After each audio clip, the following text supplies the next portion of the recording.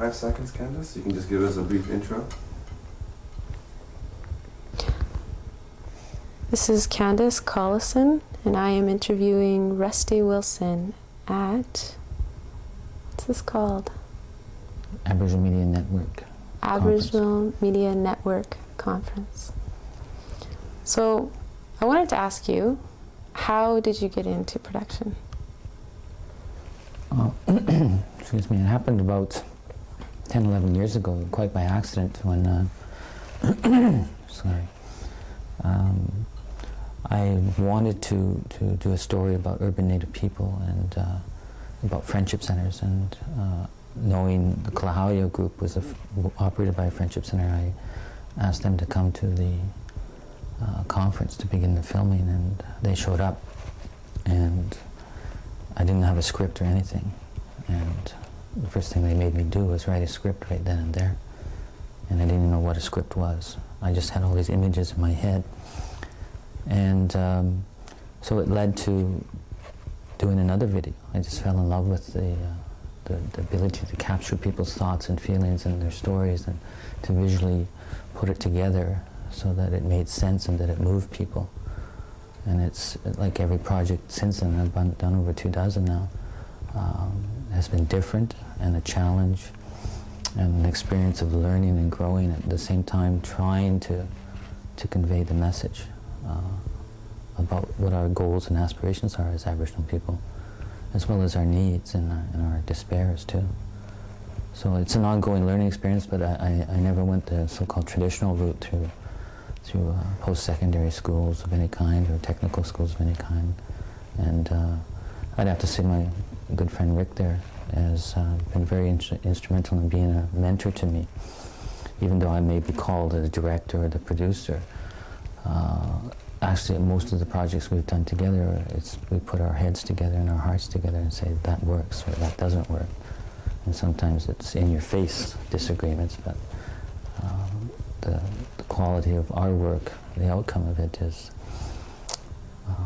well, I'm never satisfied, but I'm, because once you finish something, you want to go back and change it, or you could have done it better, or you could have done it differently. So sometimes I save those little things and they'll come back in for the next project. So it's like a fluke in a way, an accident, but looking back, it was like it was meant to be. How important do you think your role as a storyteller is to the story? I mean, do you ever get anyone telling you you're too close to it, you're an Aboriginal person telling an Aboriginal story, and maybe you're not as objective as you should be? I do have difficulty being objective because I'm guided. I'm also a writer. I've written many short stories that I'd like to incorporate into film, into dramas and comedy one day, based on true people that have crossed my life, and people that have broken my heart and troubled my spirit. And so I'm not objective. I want to tell the dark side too. Even though there's been enough films and movies made over the years documenting the struggle and the despair in the Native community. And maybe there hasn't been enough about the joys and successes, but the struggle still goes on, and many of our young people are continuing to die at younger and younger ages and in greater numbers. And I'm about to embark on a cross-country tour into Winnipeg and Toronto and Vancouver, some of the major cities with the largest urban Native populations. And I'm going to take that camera where no one's taken it before. And because I want to show the dark side, I want to show how far some of our people have fallen. And then also finish by, there's a direction or there's choices we can make to return.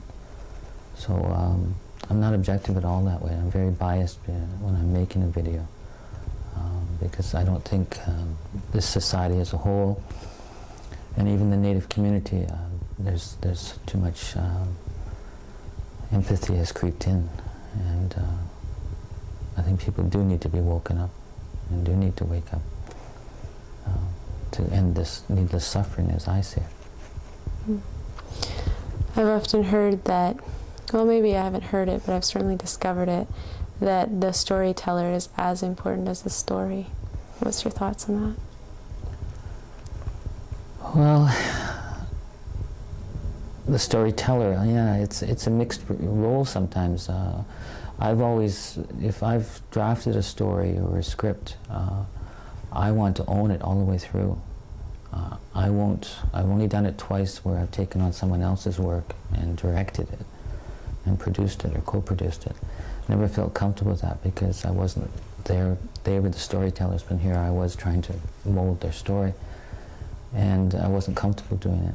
And I certainly won't let anyone touch my stuff, so to speak, except for that man over there. He'll take my stuff sometimes and challenge and push me and say, try this.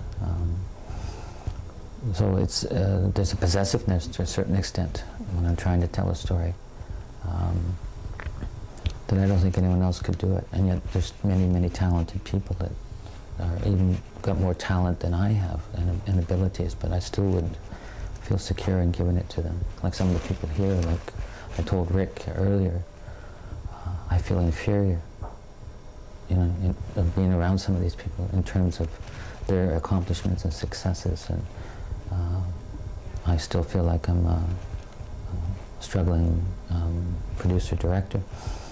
But I, you know, in hindsight, an hour later, I feel no. You know, Rick said your work can compare to theirs anytime, and it's not an ego thing.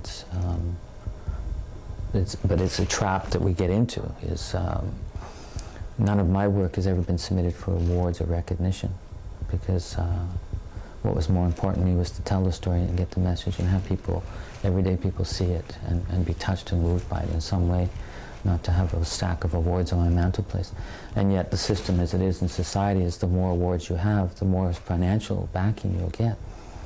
And I'm not in this job to get rich, because most of the projects I do as a volunteer. And the odd one, there'll be a bit of a payoff in terms that there'll be money enough to pay the director to do the research. I mean, you do everything. I do everything. I research, write it, direct it, produce it. So yeah, the system, we're in conflict with the system, with my peers, and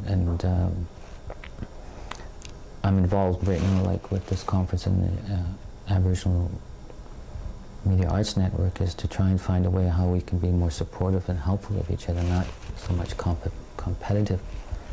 And it's going to be a difficult task, I think. Mm.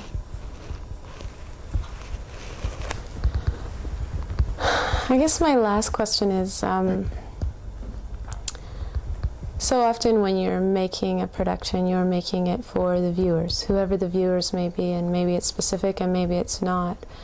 But inevitably, yeah, your work is compared to your peers, and your peers look at it, and everybody has a say in your work, and in that way it's interactive, but in that way it's also kind of foreboding.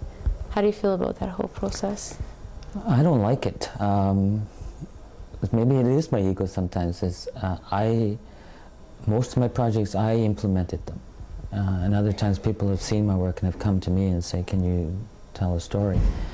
And I've always struggled, well, I've been lucky to a certain extent that I'll say, well, this is the way we should do it, and I'll lay it out and draft a script, and they say, yeah.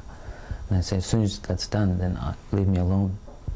I will, trust me that I will complete this. And there's been a few occasions where someone who's the executive producer has come into the editing studio and made me change things. And I've done that with great difficulty. So sometimes you do have to bend a little bit. But I've been fortunate that I'm able to convince people that this is the way it should be done. It'll be more effective and more visually impactful or emotional.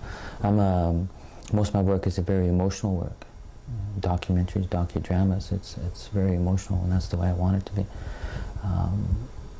And even spiritual too, and physical, and mental, because I'm trying to get all four aspects of what makes a human being and what makes a community. And it's important to touch on all those aspects. I don't know if I answered your question, but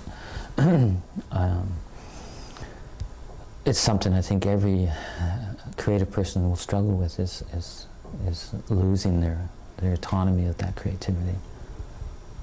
It will be a struggle. Mm-hmm.